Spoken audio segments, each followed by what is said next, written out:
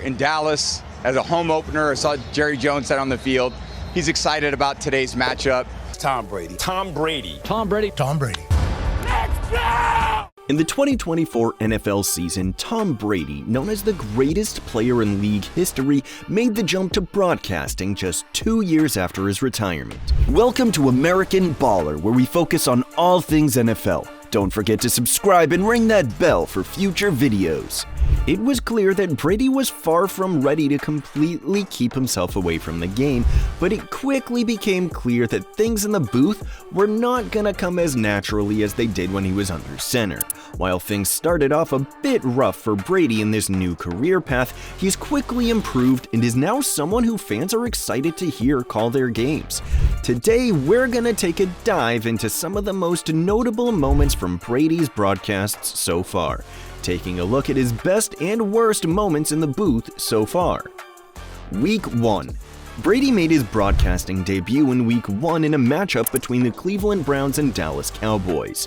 This was one of the most highly anticipated games of the opening week as a result of both the hype surrounding both the Browns and Cowboys heading into the season, along with many eager to see how Brady would fare in the booth. Get it? I mean, Tom Brady, the broadcaster? Guy's got everything in the world. Why do it? Things got off to a bit of a shaky start as Brady was trying to get a feel for things. This led to a couple of awkward moments, most notably in the first few moments of the broadcast. While doing introductions, Brady went for a fist bump with former NFL official and current Fox Sports rules expert Mike Pereira, who didn't pick up on the gesture and left him hanging. Week 2. The following week, Brady once again was tasked with covering the Dallas Cowboys, this time in a matchup against the New Orleans Saints. He was starting to get a feel for himself and letting his character and knowledge for the game shine through during this broadcast, most notably his analysis of the psyche of Dallas quarterback Dak Prescott. Following a play in which Cowboys wide receiver Jalen Brooks fell while running a route that led to an easy interception for the Saints. When asked if he would look Brooks' way again if he was at quarterback, Brady gave a very real response saying, "Not today. It's actually pretty tough to go back there because you know where he's at and you're saying, God, I'm going to him and I just can't count on him that he's going to stay on his feet. You obviously trust him to do the right thing, but can he make the play?" With the resume that Brady built up during his time at quarterback, being able to provide analysis like this as someone who has been in the exact same position before sets him apart from almost any other commentator in league history. Week 4.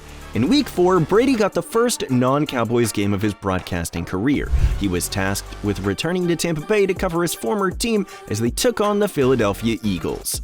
Pressure. Mayfield steps away, throws across his body. Good! This was a very notable moment from the early weeks of Brady's time in the booth as he took the opening moments of the broadcast to address comments that his successor at the Buccaneers quarterback position, Baker Mayfield, made about him. A few weeks before this game, Mayfield made a podcast appearance in which he was asked what it was like trying to replace Brady.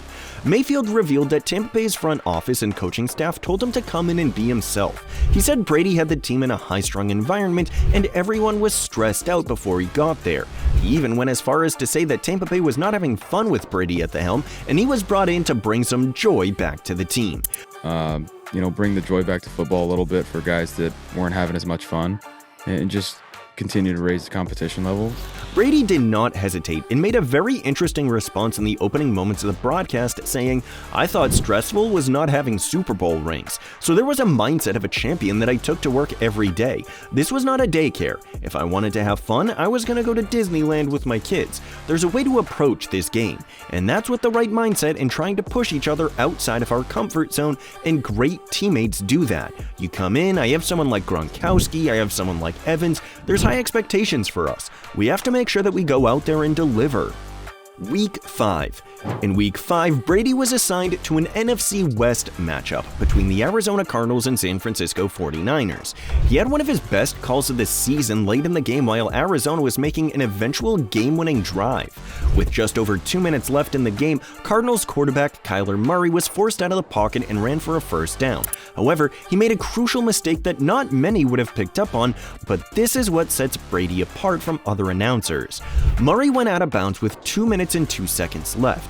Brady, still a student of the game, quickly jumped in to discuss how it would have been a much better decision for Murray to remain in bounds and slide rather than going out of bounds.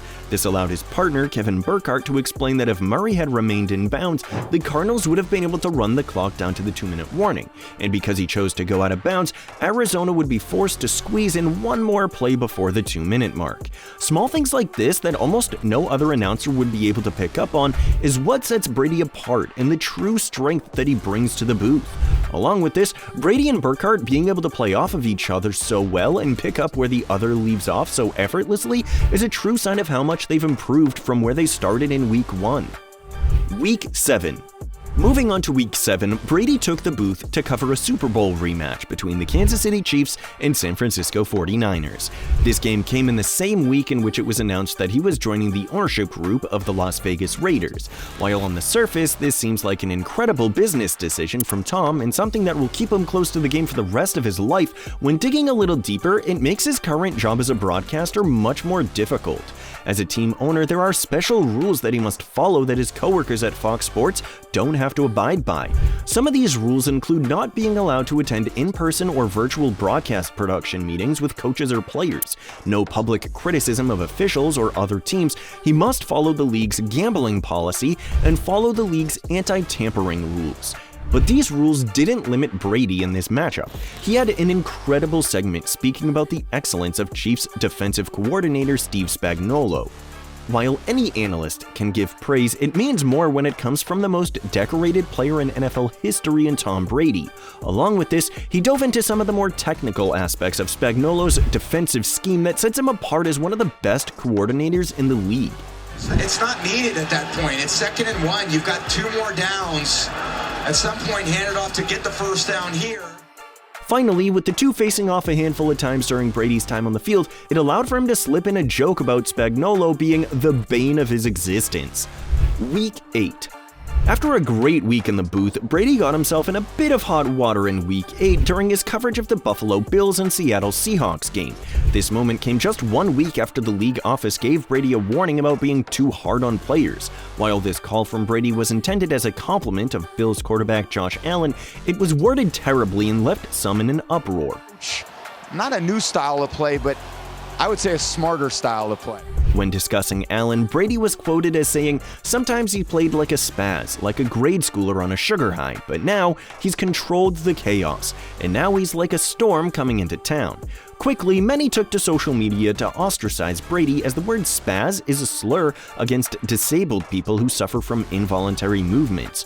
While it was clear that Brady meant no harm from the comment, something like this cannot happen, especially in a job like the one he has. While he avoided any repercussions from Fox Sports, the public backlash he faced made this one of his toughest moments on the air so far. Week 9. Brady had a big bounce back in Week 9 when he covered a game between the Green Bay Packers and Detroit Lions. This was a very rough matchup for the Packers, specifically quarterback Jordan Love. Brady struggled to abide by the rule of him not being able to criticize other teams' players or league officials. This is something the fans want to see from Brady. Being able to hear his thoughts on the game and its players in an unfiltered way is why Fox Sports gave him a 10-year, $375 million mega deal.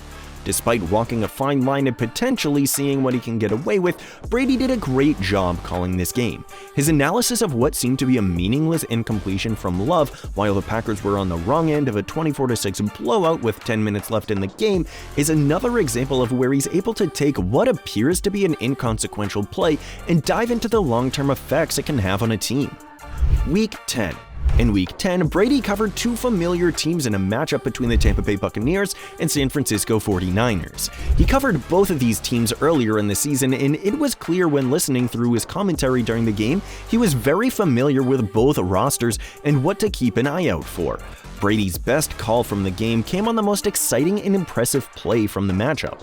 After being forced out of the pocket, Bucs quarterback Baker Mayfield was able to deliver a stiff arm to 49ers edge rusher Nick Bosa, who had a firm grip on Mayfield's left arm.